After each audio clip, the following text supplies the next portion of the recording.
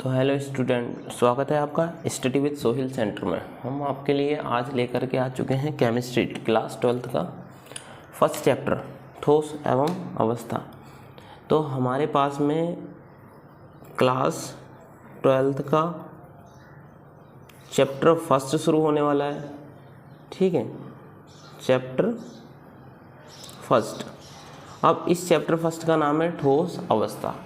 अब ठोस अवस्था और आपको इस किस चैनल पर पढ़ाया जा रहा है? स्टडी विथ सोहिल सेंटर पर।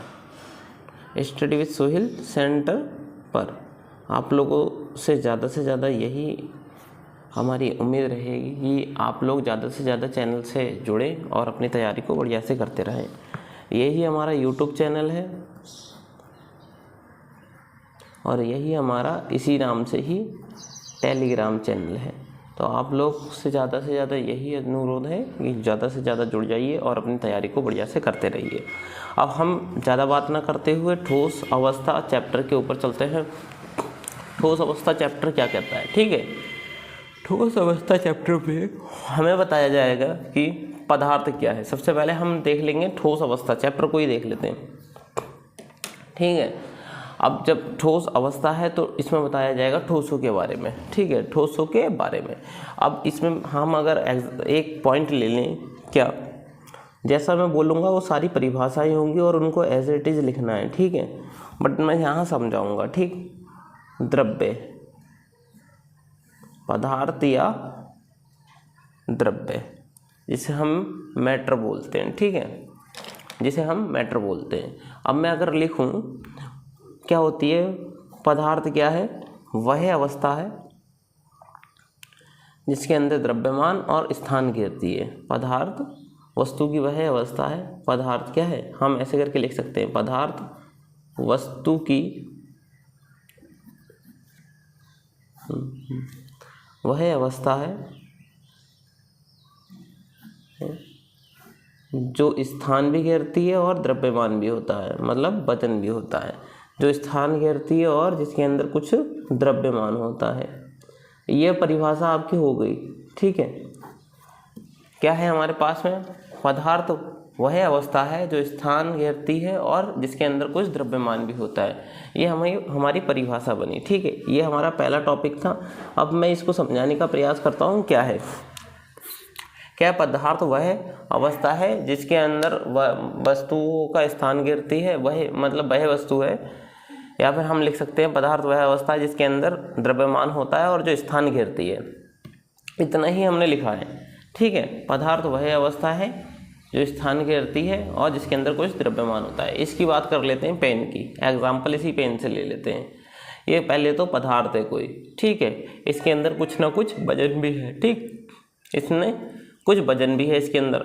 मैंने इसको यहाँ रख दिया, इनने कुछ स्थान भी घेरा। ठीक है, इनने कुछ स्थान भी घेरा। ठीक, हाँ, इसके अंदर कुछ वजन भी है, फिर इनने स्थान भी घेरा। ये क्या है? पदार्थ है। ठीक है, यह द्रव्य है। तो हम अगर हमारी परिभाषा आप यहाँ से लिखें, पदार्थ वस्तु की वह अवस्था है जो स्थान घेरती है और जिसके अंदर कुछ ना कुछ द्रव्यमान होता है। क्या कहलाती है? पदार्थ कहलाती है।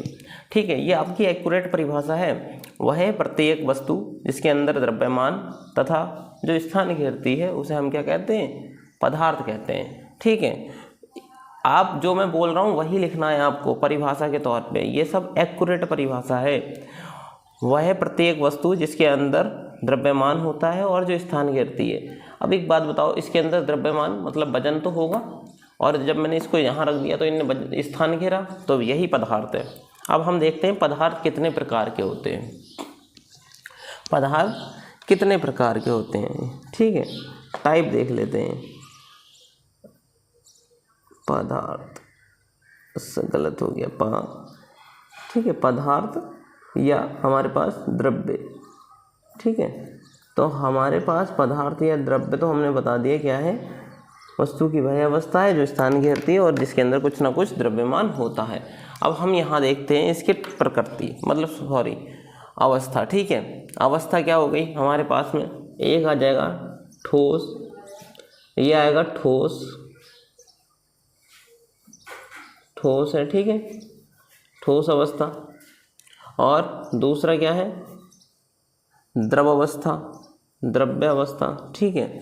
तीसरा क्या है, गैसियस, ठीक है, गैस अवस्था। अगला क्या है, गैस अवस्था। अब अगर हम इनको एक एक पॉइंट में समझते हुए चलें, ये क्या है, ठोस है, ठीक है, ये क्या है, ठोस है। द्रव क्या है, अगर हम देखें तो द्रव क्या होगा, एग्जाम्पल दिया जाए तो द्रव जैसे पानी हो जाएगा एग्जाम्पल में, ठीक है। गैस क्या हो जाएगी, गैस जिसके अणु क्या होते हैं, दूर दूर होते हैं, तो हम इनकी परिभाषाएं लिखते हैं, ठीक है। द्रव्य क्या है, गैस क्या है, ठीक है। अब इसकी परिभाषाएं हम लिखते हैं। सबसे पहले हमारे पास आएगा ठोस। ठोस ये आपको मैं बताते हुए जा रहा हूँ, ठीक है। अब मैंने इसको ठोस कहा और मैं जो बोलूँगा वो सेम परिभाषा होगी, एक्यूरेट परिभाषा होगी, इतना याद रखना। जो मैंने बोल दिया वो क्या है, हमारी परिभाषा है, ठीक है। तो हम लिख सकते हैं ठोस। ठोस वह अवस्था है या फिर ठोस, ठीक है। ठोस वह अवस्था है, वह अवस्था है, क्या होगा अगला, जिसका कुछ आकार होता है। ठोस वह अवस्था है जिसका कुछ आकार होता है, ठीक है। उसके आगे हम क्या लिख सकते हैं, वह जो आता है आयतन घेरती है, जिसका कुछ आकार होता है और आयतन होता है, और लेकिन दोनों की दोनों ही क्या होते हैं, निश्चित होते हैं। दोनों के दोनों क्या होंगे, निश्चित होंगे। क्या कहलाएगी, ठोस कहलाएगी। क्या कहलाएगी, ठोस कहलाएगी। ठोस वह अवस्था जिसका आयतन व आकार निश्चित होता है, उसे हम ठोस कहते हैं। ठोस पदार्थ की वह अवस्था है जिसका आयतन, लो पदार्थ भी लिख देते हैं, ठोस पदार्थ की वह अवस्था जिसका आयतन व आकार निश्चित होता है, उसे हम क्या कहते हैं, ठोस कहते हैं। ठोस पदार्थ की वह अवस्था है जिसका आकार व आयतन निश्चित होता है, उसे हम क्या कहते हैं, ठोस कहते हैं। आ रहा है समझ में इतना? तो ठोस क्या है, पदार्थ की वह अवस्था जिसका आकार आयतन निश्चित होता है, उसे हम क्या कहते हैं, ठोस कहते हैं। अब एक चीज़ यहाँ पर हम देखें, ठोस क्या होगा, जैसे कि अगर मैं इसको लूँ, ये क्या है, ठोस है, ठीक है। अब हमारे पास में अगर हम किसी पदार्थ को लेते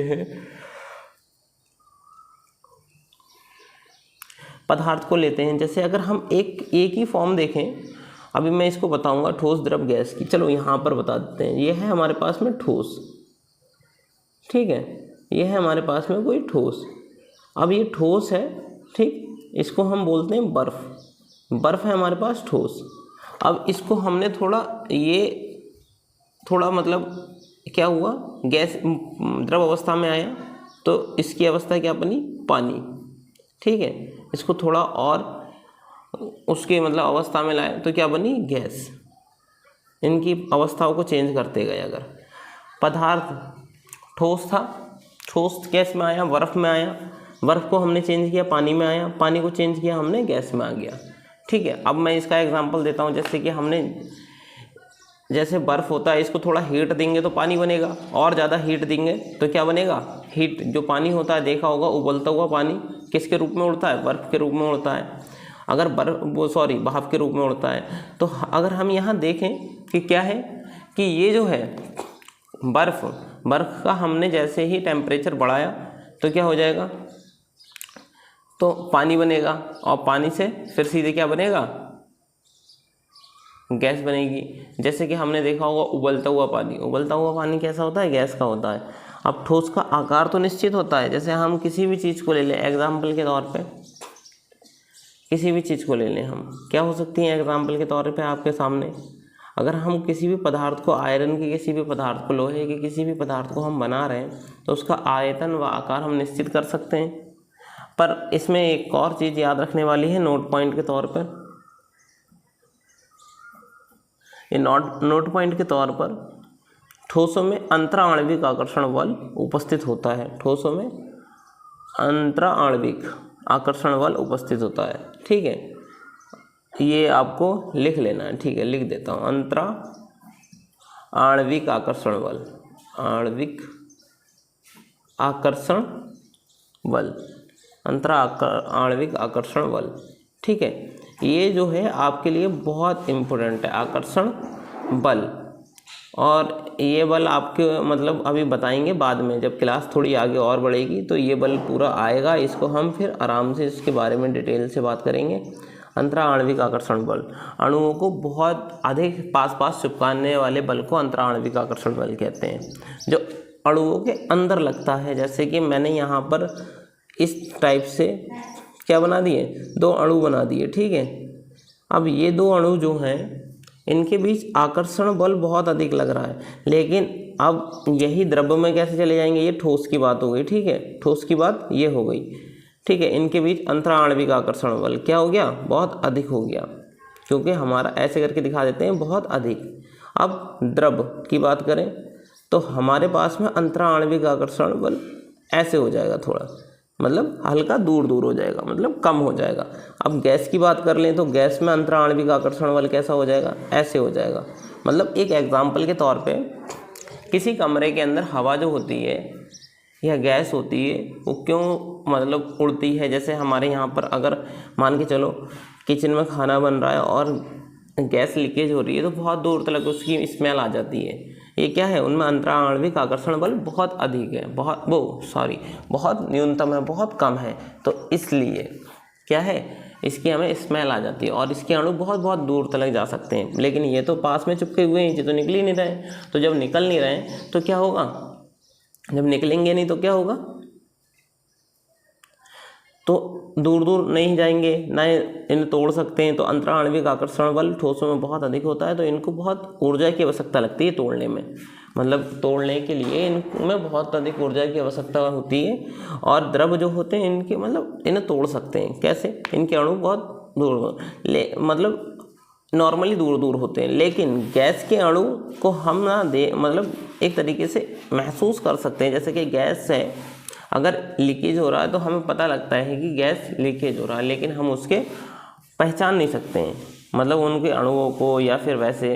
तो हमारे पास में अगली अवस्था आ जाती है, अगली अवस्था किसकी है, अगली अवस्था है हमारे पास में ठोस हो गया द्रव की, ठीक है। हम अगली अवस्था लिखते हैं द्रव की। तो द्रव क्या है, पदार्थ की व्यवस्था है जिसका आकार व आयतन निश्चित होता है, ठीक है। द्रव क्या है, पदार्थ की वह अवस्था है, इसको भी लिखते हैं हम शॉर्ट नोट्स के, पदार्थ की, ये सब शॉर्ट नोट्स मिल रहे हैं आपको। पदार्थ की वह अवस्था है जिसका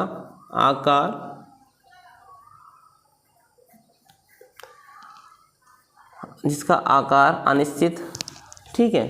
द्रव क्या है, आकार अनिश्चित, इसको समझाते हैं, आकार अनिश्चित, इधर ही लिख देते हैं, आकार अनिश्चित, आयतन निश्चित होता है, आकार अनिश्चित, आयतन निश्चित होता है। आकार अनिश्चित, आयतन निश्चित, आकार अनिश्चित और आयतन निश्चित होता है, उसे हम क्या कहते हैं, क्या कहते हैं, द्रव कहते हैं। लेकिन इनमें एक चीज़ नोट पॉइंट ये भी याद रखो कि इनमें अंतराणविक आकर्षण बल कम होता है, यहाँ लिख लेना, अंतराणविक आकर्षण बल कम होता है।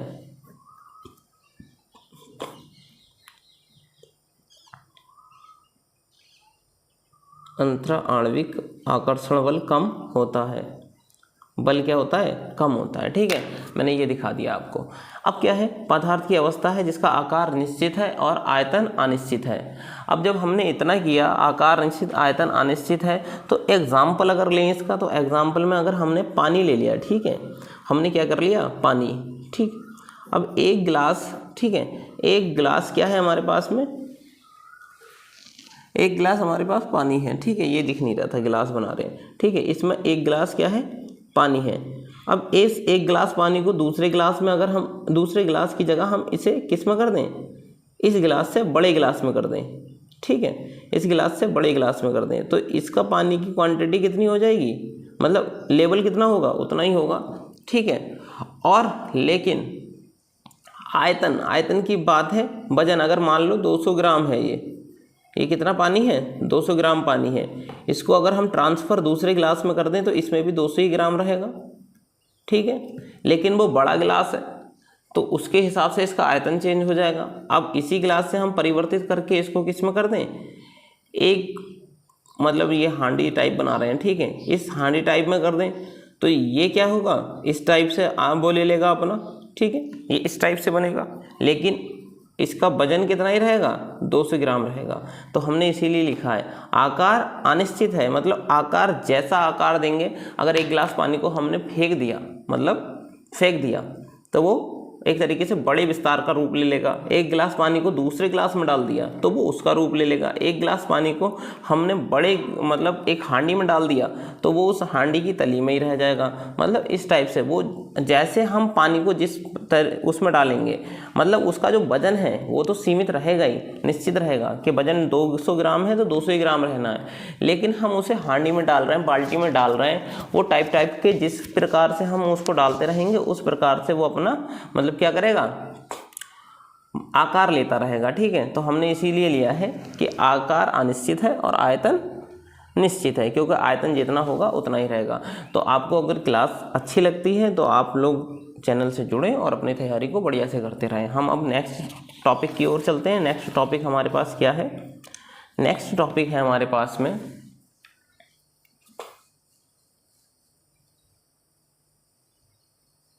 नेक्स्ट टॉपिक देख लेते हैं क्या है हमारे पास, ठीक है। नेक्स्ट टॉपिक होगा हमारे पास में गैस, ठीक है। अब गैस को देखें हम तो इन दोनों का आकार और आयतन दोनों ही अनिश्चित होते हैं, क्योंकि गैस का हमें आकार क्या है, भी अनिश्चित है और आयतन भी अनिश्चित है। तो इसमें क्या है, हाँ वह अवस्था, ठीक है, इसका आकार और आयतन दोनों ही क्या होते हैं, आकार आयतन दोनों ही अनिश्चित होते हैं। इसका एग्जाम्पल मैंने अभी इसके बारे में अभी मैंने बताया था, उसे गैसीय अवस्था कहते हैं, ठीक है। अनिश्चित होते हैं उन्हें गैसीय अवस्था कहते हैं, और इसमें अंतराण्विक आकर्षण बल सबसे न्यूनतम पाया जाता है, सबसे कम, सबसे ज़्यादा किसमें, ठोस में, फिर उससे कम द्रव में, उससे भी कम गैस में, ठीक है। अंतराण्विक आकर्षण बल सबसे ज़्यादा कम पाया जाएगा, ठीक है। अब हमने इसको मतलब यहाँ पर जितनी चीज़ें हैं ये लिख लिए हमने, और ये हमारा मतलब टॉपिक चल भी रहा है और इसको हम बढ़िया तरीके से कर भी रहे हैं। तो इसमें क्या है, गैस मैंने कहा था, अगर यहाँ पर हमने कोई कमरा है, ठीक है, और यहाँ कोई हमारा गैसीय सिलेंडर रखा है, ये लीकेज हो रहा है, तो इस गैस के अणु पूरे कमरे के अंदर फैल जाएंगे, ठीक है, इस पूरे कमरे के अंदर फैल जाएंगे। यहाँ पर कोई हमारा सिलेंडर वगैरह या फिर कोई भी ऐसा साधन रखा है जिसके अंदर गैस है, ठीक है, और वो क्या है, अगर लीकेज हो रहा है या उसमें कोई भी हमने खोल दिया या फिर कुछ भी, तो हमारे कमरे में, पूरे कमरे में गैसीय अणु फैल जाएंगे, क्योंकि उसके अणु क्या होते हैं, इस प्रकार से दूर दूर होते हैं, ऐसे करके उसके अणु इस प्रकार से दूर दूर। लेकिन मैंने अंतराण्विक आकर्षण बल में बताया था किसमें, ठोस में इस प्रकार के होंगे। अब मैंने बताया द्रव में इस प्रकार के हो जाएंगे, लेकिन सबसे ज़्यादा दूर किस में होंगे, गैस में होंगे। अब हम अगले टॉपिक को, जैसे ठोसों का ही चल रहा है तो ठोस में ही चलते हैं।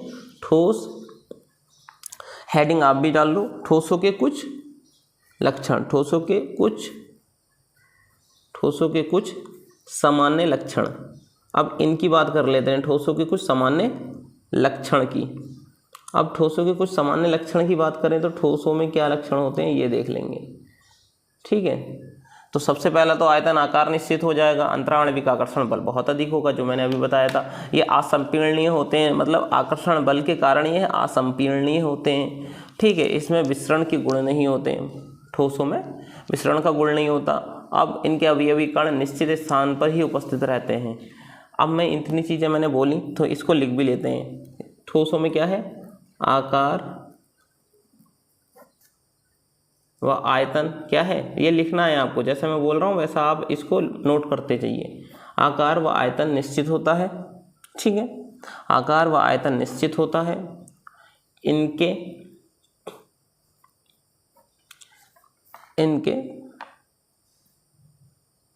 बीच क्या है, अंतराण्विक बल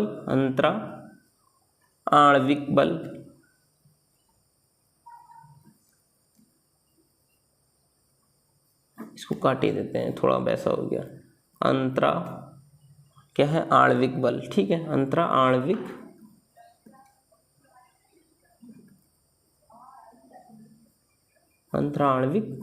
बल क्या होता है, उपस्थित होता है। ठीक है, अब अगला हम लिखें अगर इसके बीच, इसके यह असंपीड़नीय होते हैं, यह असंपीड़नीय होते हैं, इनमें विसरण का गुण नहीं होता। विसरण, ये सारे शब्द हमने विसरण का गुण नहीं होता। ये मतलब मैं यहाँ पर ऐसे लिख रहा हूँ, आप लोगों ने इसे बढ़िया तरीके से नोट्स बनाना ही बाकायदा। ये आपके शॉर्ट नोट्स के तौर पर हैं और आप लोगों को एक अच्छे नोट्स भी बनाने हैं। ठोसों में जो अवयवी कण होते हैं ना, ठोसों में अवयवी कण क्या होते हैं, निश्चित स्थान पर होते हैं। ठीक है, निश्चित स्थान पर होते हैं। अब एक चीज़ है, जो अवयवी कण होते हैं, अब मान के चलो ठोसों की जो कण हैं यहीं रहेंगे, पर गैस के कण हैं, ये 2 कण हैं, इतनी दूर भी पहुंच सकते हैं, इतनी दूर से हटके यहाँ पर भी पहुंच सकते हैं।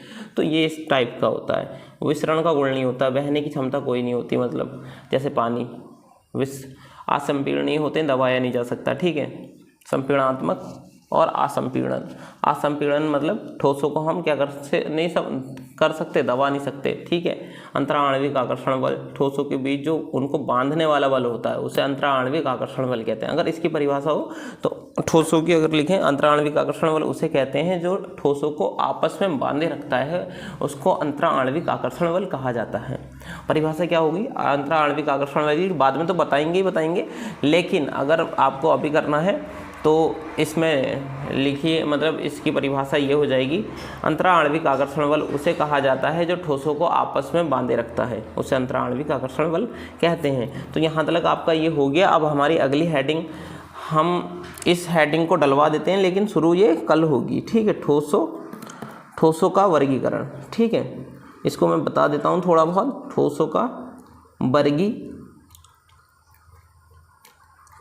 ठीक है, ठोसों का वर्गीकरण, ये हमारी हेडिंग है। और इस हेडिंग में हम करेंगे क्रिस्टलीय, अक्रिस्टलीय ठोस, क्रिस्टलीय ठोस और अक्रिस्टलीय ठोस। ठीक है, क्रिस्टलीय ठोस अगर मैं आपको बताऊं तो ऐसे मतलब अवयवी कणों में निश्चित ज्यामिति व आकार होता है। ठीक है, क्रिस्टलीय ठोस हम उन्हें कहते हैं जिनका आकार ऐसे पदार्थ जिनमें अवयवी कणों का निश्चित आयतन व आकार होता है। ठीक है, ये भी कह सकते हैं, या फिर ज्यामिति निश्चित होती है। ज्यामिति मतलब मैं एग्जांपल दूं, ये बनाया मैंने। ठीक है, ये बनाया तो ये क्या होगा, निश्चित होगा। ठीक है, ये चीज़ ये हमारा क्या होगा, निश्चित होगा। अब अगर इसके क्रिस्टलीय ठोस हो गए, अगर हम एग्जाम्पल भी देखेंगे तो हीरा क्रिस्टलीय ठोस का सबसे अच्छा उदाहरण होगा। उसके अलावा जिनका उपयोग आभूषण बनाने में किया जाता है उनको ले सकते हैं। ठीक है, अब जैसे कच्चे उत्पाद के रूप में बहुत से क्रिस्टलीय ठोस का उपयोग किया जाता है, वो ये हम कल बताएंगे कि कच्चे उत्पादों के रूप में कौन से क्रिस्टलीय ठोसों का उपयोग किया जाता है। अब जैसे अक्रिस्टलीय ठोस ऐसे ठोस पदार्थ हैं जिनके अवयवी कण और एवं नियमित व्यवस्था नहीं होती। अब मैंने कहा कि ये हैं जिनके अवयवी कणों की नियमित व्यवस्था नहीं होती। ये कुछ लिखना नहीं है, ये कल मैं आपको बढ़िया तरीके से बताऊंगा। यहाँ पर मैंने लिख दिया है ना। तो क्रिस्टलीय ठोस क्या कहते हैं, जिनकी ज्यामिति निश्चित होती है, ज्यामिति ऐसी।